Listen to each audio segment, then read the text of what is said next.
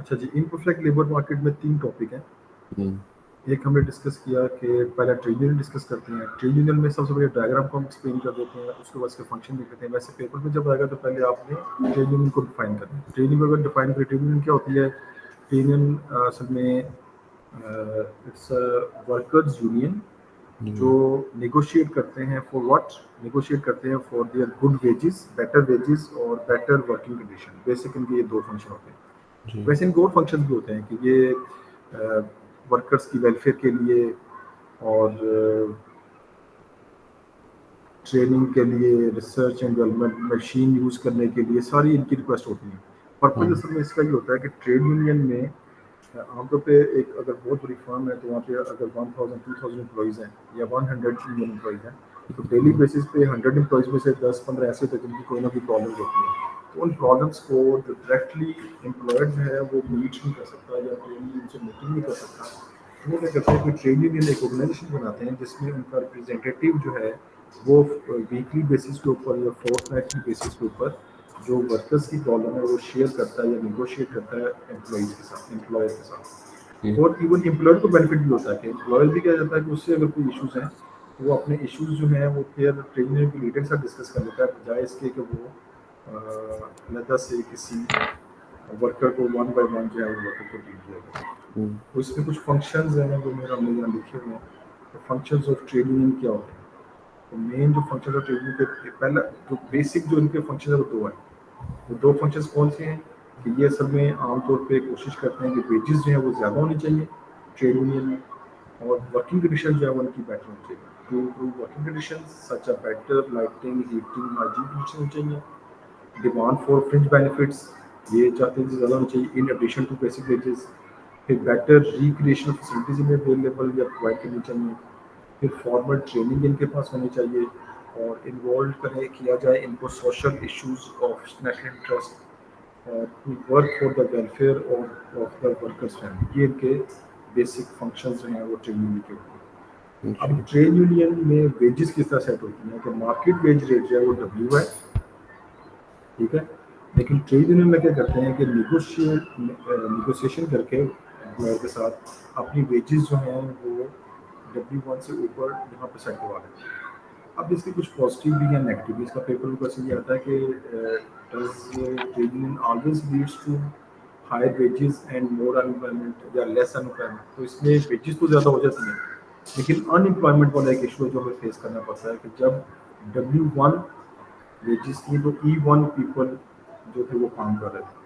हम्म, जब आप wages increase करवा लेते हैं एम्प्लॉयर से नेगोशिएशन करने के बाद, अब आपकी वेजेस चली जाती हैं W2 पे। उसकी जी, वजह से E1 से लेके E2 तक लोग अनएम्प्लॉयड हो जाते हैं। तो अनएम्प्लॉयमेंट इसमें राइज कर जाती है। और फर्दर ये भी होता है कि now more people are willing to do a work. कि ये, पहले वो लोग पहले जो ऑफर करते सर्विसेज अपनी इतने लोग करते E1, अब हम्म, E1 से लेके E3 लोग भी अपनी सर्विसेज ऑफर कर रहे हैं because of the rise in wages. कुछ हम्म, लोगों ने हो सकता है वेजेस जॉब इसलिए नहीं ज्वाइन की थी कि वेजेस कम थी, लेकिन हम्म, अब ट्रेड यूनियन ने जब वेजेस राइज करवानी है तो कुछ और लोगों को काम करना चाहते हैं। इसलिए ओवरऑल इम्पैक्ट देखें तो E2 से लेके E3 तक इम्पैक्ट आया अनएम्प्लॉयमेंट में। इसमें E2 से E1 वो लोग हैं जो कि इनसाइडर हैं, जो कि अब आउटसाइडर बन गए। और ये E1 से लेकर लेके E3 तक वो लोग हैं जो पहले से आउटसाइडर थे, जो are remain outsider. Outsider mean they don't get job but they are willing to do the job. जी, अच्छा, अब ट्रेड यूनियन की ये जो स्ट्रेंथ है या कि इसकी वैल्यूशन में जो पॉइंट या एनालिसिस में जो पॉइंट हमने ऐड करनी है कि strength of trade union depend करेगी इस चीज़ के ऊपर कि if the labour cost is a small proportion of total cost या large proportion of labour cost. वैसे स्मॉल प्रोपोर्शन हो तो आप अपनी जो नेगोशिएशन है ज़्यादा बेटर कर सकते हैं। फिर लेस और मोर members of trade union, members of trade union कितने हैं? जितने ज़्यादा वर्कर्स या मेंबर्स होंगे ट्रेड यूनियन के, उतना ज़्यादा आप एक्सप्लॉइट कर सकते हैं एम्प्लॉय, और जितने कम होंगे उतना आप एक्सप्लॉइट नहीं कर सकते। फिर हम्म, आपकी जो फाइनल प्रोडक्ट है वो उसकी डिमांड इलास्टिक है कि इन इलास्टिक है, ये भी मैटर करेगा। जी, अगर इन इलास्टिक डिमांड है तो आप ज़्यादा उससे एक्सप्लॉइट कर सकते हैं, अदरवाइज आप उससे एक्सप्लॉइट नहीं कर सकते। If government support trade union तो फिर भी आप उसको आपका मतलब जो पॉइंट है वो स्ट्रॉन्ग हो जाता है, कि आपकी स्ट्रेंथ ज़्यादा होती है उसकी trade union. If there exist less unemployment in an economy, अगर अनएम्प्लॉयमेंट इकोनॉमी एग्जिस्ट करेगी तो वो आपको फायर कर देगा, नए लोगों को ले आएगा। लेकिन अगर मार्केट में अनएम्प्लॉयमेंट कम है तो फिर नए लोग लाना मुश्किल होता है। ये वो चीज़ें जो कि स्ट्रेंथ शो करती हैं। If workers have monopoly with particular type of skills, उनके वर्कर्स के पास ऐसी स्किल्स हैं जो किसी और के पास नहीं है, तो फिर भी आप एक्सप्लॉइट कर सकते हैं अपने एम्प्लॉयर को। एडवांटेजेस इसके क्या होते हैं कि वर्कर्स को वेजेस ज़्यादा मिल जाती हैं, कन्फ्लिक्ट क्रिएट नहीं होते हैं, ट्रेड यूनियंस जो हैं वो एग्री कर जाते हैं, प्रोडक्टिविटी लेवल्स विद एम्प्लॉयर।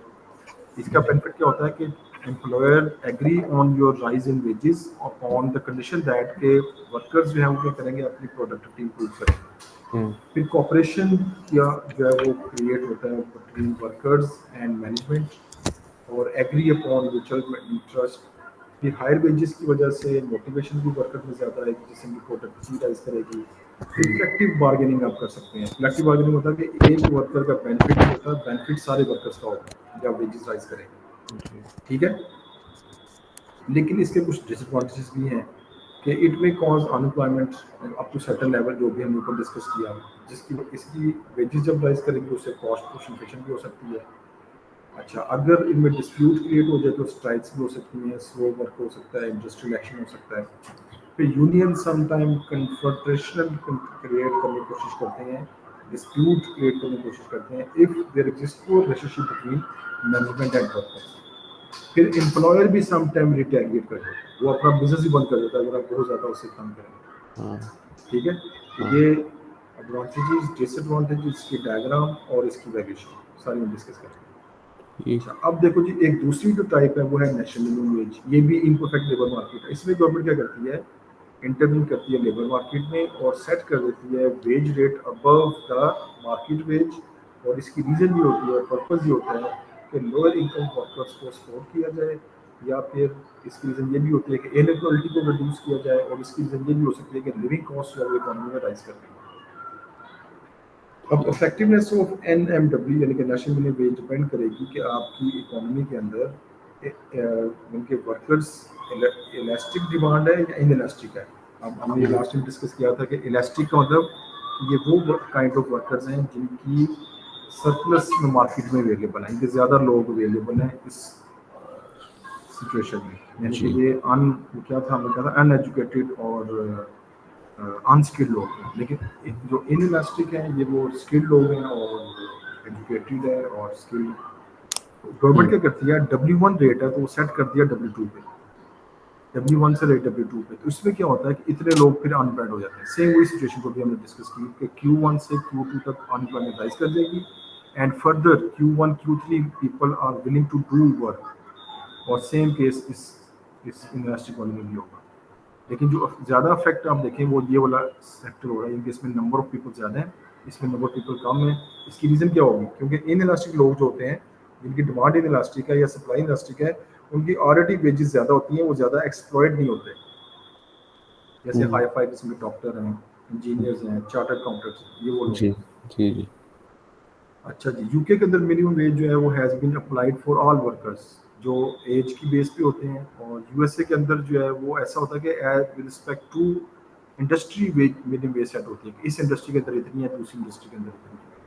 और एम इसका यही होता है कि वर्कर्स जो कि बार्गेनिंग पावर जिनकी नहीं होती उनको सपोर्ट किया जाए, और ख़ास तौर पर वीमेन जो है उनकी वेजेस सेट की जाए, लो स्किल वर्कर को सपोर्ट किया जाए, इनइक्वालिटी को रिड्यूस किया जाए, और ये सारी कंडीशन होती हैं। बेनिफिट क्या होता है, इनकम इंक्रीज करती है लो पेड वर्कर्स की, इम्प्रूव होती है लेबर प्रोडक्टिविटी, जब उन्हें पैसे ज़्यादा मिलते हैं they are agree to do a more work, more good quality work, increase supply of workers who are willing to work at high wages, वो अभी हमने डायग्राम से देखा।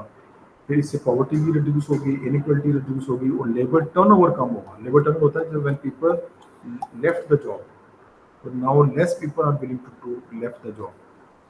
डिसएडवांटेज क्या है कि कॉस्ट पुश इन्फ्लेशन हो सकती है, अनएम्प्लॉयमेंट राइज कर सकती है क्योंकि आप ज़्यादा लोग काम करना चाहते हैं।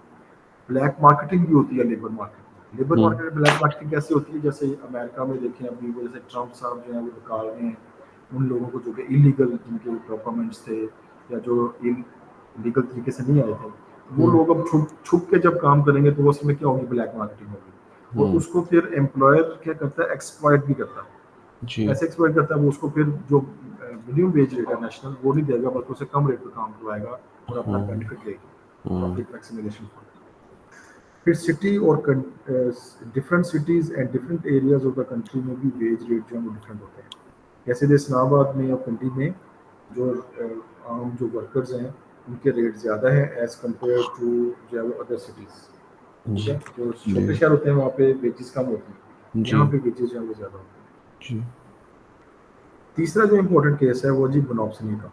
मोनोपोली में ये है कि अब ये तीसरी type of imperfect labour market है, और ये ऐसी सिचुएशन है जिसमें डोमिनेंट बायर है आपकी सर्विसेज का। हम्म। जैसे पाकिस्तान में एग्जांपल है वापडा, अगर आप वापडा के इंजीनियर हैं या आपने कोई ऐसी इंजीनियरिंग की है इलेक्ट्रिकल इंजीनियरिंग जिसका लिंक वापडा के साथ है, तो आपको जो जॉब मिलेगी वो वापडा भी मिल सकती है, कहीं और आप काम नहीं कर सकते। हम्म। या आप अगर रेलवे के ड्राइवर हैं और पाकिस्तान में है तो आपको जॉब मिलेगी सिर्फ पाकिस्तान में भी मिलेगी, तो आपको सिंगल डोमिनेंट बायर है। या तीसरी एक एग्जांपल ये भी हो सकती है कि आप क्या कर रहे हैं, आप रिमोट एरियाज में हैं, दूर दराज, और वहाँ पे एक विलेज है और उसके पास माइंस हैं, तो आपको जॉब उस माइंस में ही मिलेगी। तो दोनों एक दूसरे को एक्सप्लॉइट कर सकते हैं, वर्कर भी और एम्प्लॉय भी, वर्क एम्प्लॉयर भी।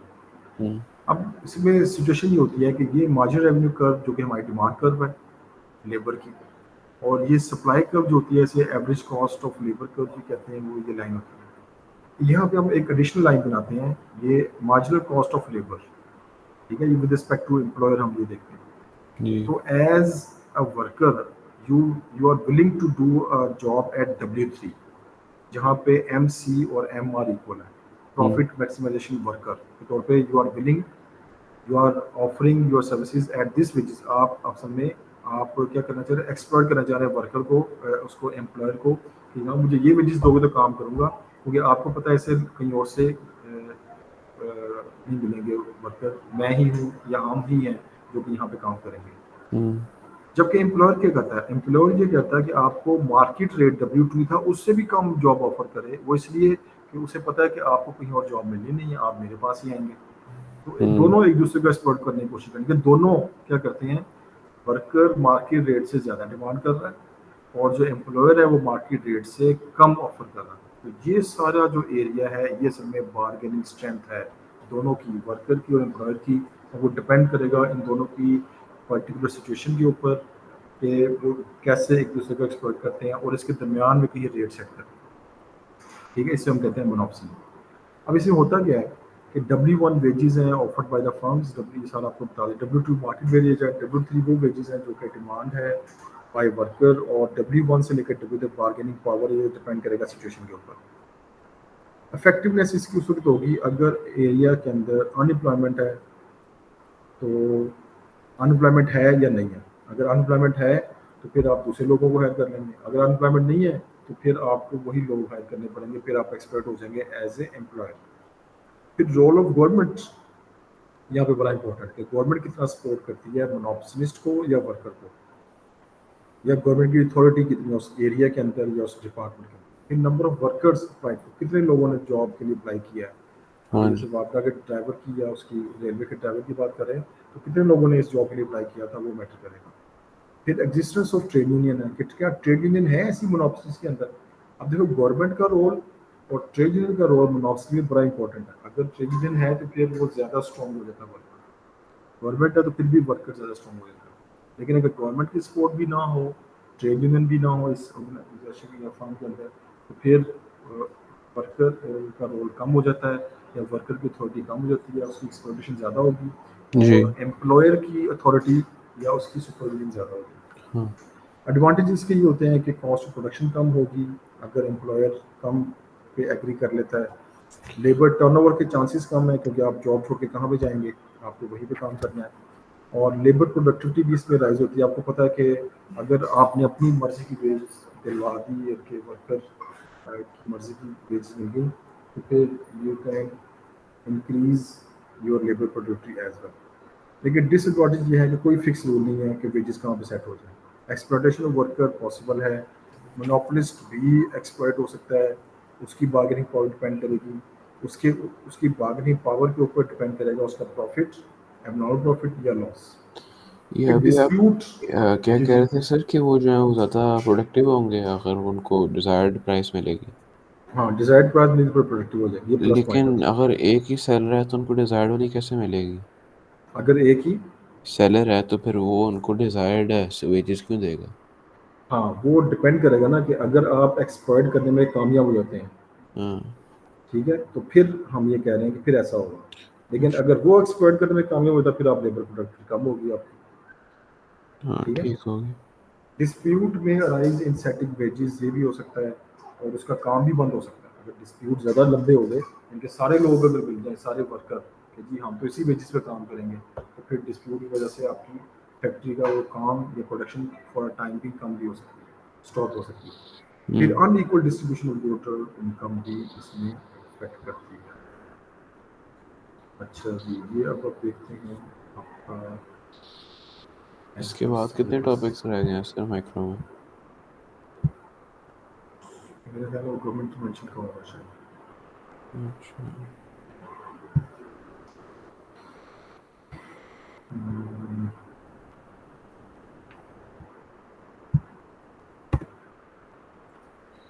ये पेपर 2 है पेपर 1 है सर? ये पेपर वन। ठीक है।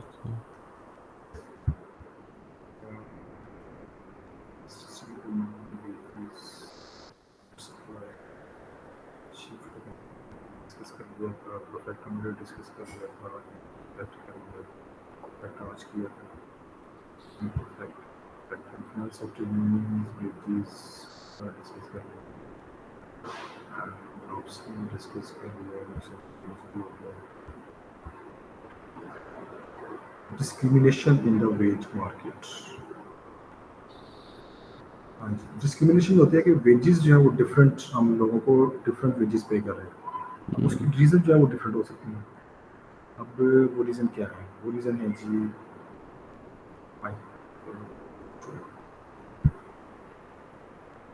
causes of wage differential, वो डिपेंड करेगा जी कि there exist huge wage differentials in various occupations and in different industries as well. Hmm. तो ये इस बेस भी हो सकता है कि occurs between industries.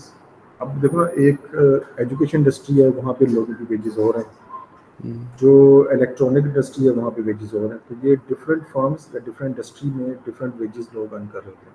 Even different regions के अंदर भी डिफरेंट अर्निंग जो है वो कर रहे होते हैं। वो डिपेंड करता है उनकी demand and supply of the product, demand and supply of the labour, और फिर बार्गेनिंग स्ट्रेंथ ऑफ वर्कर और एम्प्लॉयर। फिर लेंथ ऑफ एजुकेशन कितनी है, जितनी ज़्यादा आपका एजुकेशन ट्रेनिंग ज़्यादा होती है उतनी आपकी वेजेस ज़्यादा होती है। हम्म। जितनी आपकी एजुकेशन ट्रेनिंग कम होती है उतनी वेजेस कम है। जैसे डॉक्टर है, चार्टर्ड अकाउंटेंट है, वो 5 5 6 6 साल करते हैं ट्रेनिंग, और फिर उनको जॉब के काबू होते हैं, तो उनकी वेजेस ज़्यादा होती हैं।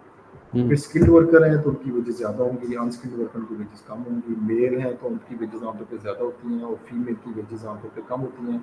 लेकिन जो मल्टीनेशनल कंपनी होती हैं, जो हाई फाई किस्म की इंडस्ट्रीज हैं, वो क्या करती हैं, दोनों को इक्वल पे कर रही होती हैं। ये पॉइंट आप डिस्कस कर सकते हैं इसके एवोल्यूशन में या एनालिसिस में।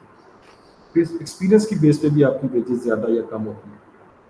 ठीक है, जिसका एक्सपीरियंस ज़्यादा होता है उसकी वेजेस या सैलरी ज़्यादा होती है हर प्रोफेशन के अंदर, और जिसका एक्सपीरियंस कम होगा उसकी वेजेस जो है वो आमतौर पर कम होती है। नंबर ऑफ आवर्स कितने काम करने हैं आप, क्योंकि दुनिया में ये भी एक काम चल रहा है कि लोग जो हैं वो पार्ट टाइम की तरफ लोग ज़्यादा जा रहे हैं। फिर government policy towards labour market, क्या गवर्नमेंट ने इंटरव्यू करके रेट सेट किया हुआ है कि लेबर वेजेस का ये नहीं, तो वो भी मैटर करता है। फिर ट्रेड यूनियन कितनी पावरफुल है, गवर्नमेंट का रोल वही हो गया ना, नेशनल मिनिमम वेज वाला। फिर मोनोपसी तो नहीं है आपके उस बिजनेस के अंदर, वो भी डिपेंड करेगा वेज डिफरेंशियल्स में। ठीक है, तो ये डिफरेंट कॉजेज हैं जो कि वेज डिफरेंशियल्स की एग्जिस्ट कर सकती हैं, जिसको इसने यहाँ वेज डिस्क्रिमिनेशन कहा हुआ है। जेंडर डिस्क्रिमिनेशन वो जो आपको बताया कि वीमेन वीमन आमतौर पर पूरी दुनिया में वीमन को लो वेजेस दी जाती है, अनलेस जो मल्टीनेशनल कंपनी जो कि जिनका एक रेपुटेशन के लिए वो ऐसा करते हैं कि आपके इक्वल पे करते हैं, और जब इनको कम पे करते हैं ज़ाहिर उससे जो वो ज़्यादा होती है। रीज़न वैसे ही होती है कि वो कहते हैं जी मेल जो होता है वो इंडिपेंडेंट होता है, और उसने पूरी फैमिली को रेज अप करना होता है, इसलिए उनको वेजेस ज़्यादा दी जाती है। हालांकि आमतौर पर कुछ औरतें भी इसलिए काम करती हैं कि उन्होंने फैमिली को रेज करना होता है, लेकिन वो जी इसको डिस्कस नहीं करती। ठीक है। अच्छा जी, अब आप इस क्वेश्चन फिर कर लेना, ये क्वेश्चन यहाँ लिखे हुए हैं, ये अटेम्प्ट करने की कोशिश करना, कौन से करोगे?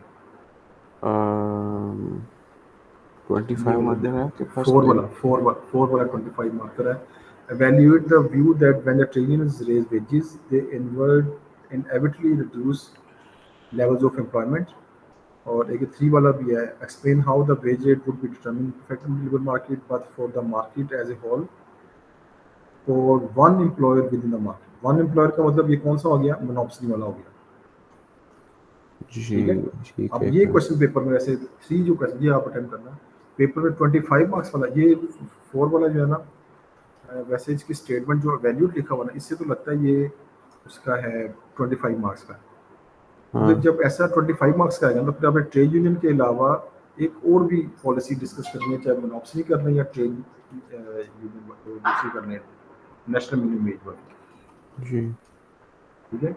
लेकिन जी। जब उसने खुद मेंशन कर दिया जैसे क्वेश्चन थ्री में कि पहले आपने परफेक्ट कॉम्पिटिटिव लेबर मार्केट वाला करना है पोर्शन, और उसके बाद फिर आपने बताना है कि मोनोपोली के केस में क्या होता है. कि उसमें आमतौर पे जो आपका भी पेपर होगा उसमें एक ही होता है. उसमें ये होता है कि वो एक परफेक्ट लेबर मार्केट का क्वेश्चन पूछता है और साथ कोई एक इम्परफेक्ट का भी पूछता है. जैसे इस केस में मोनोपोली का पूछ रहा है, वो ट्रेड यूनियन का भी पूछ सकता है, या फिर वो तीसरा जो है वो नेशनल मिनिमम का पूछ सकता है. या एक ऑप्शन ये भी होती है कि समटाइम वो किसी दो का पूछ लेता है, trade union and monopoly explain करें, या trade union national minimum wage को एक्सप्लेन करें, या ट्रेड यूनियन और सॉरी मोनोपोली और नेशनल मिनिमम वेज को एक्सप्लेन करें, एवेल्यूएट करें. हम्म, उसमें क्वेश्चन उसका वही होता है. तो वो उसमें ये कहना होता है कि वेजेस ज़्यादा होंगी या अनएम्प्लॉयमेंट ज़्यादा या कम होगी. इन दोनों चीज़ों को वो एज ए 25 मार्क क्वेश्चन जो है वो एक्सप्लेन कर सकते हैं. ठीक है सर। ठीक है. वो अब अभी मैंने आपको एक और भी भेजे 25 मार्क पे, वो जो परफेक्ट कंपटीशन हाँ, मोनोपोलीज ये वाला। मैं दोनों अभी चेक करके ना फिर आपको कमेंट्स कर दूंगा इसको. जी ठीक है सर। आप इनको क्या पीडीएफ पे मार्क करते हैं या कैसे करते हैं सर?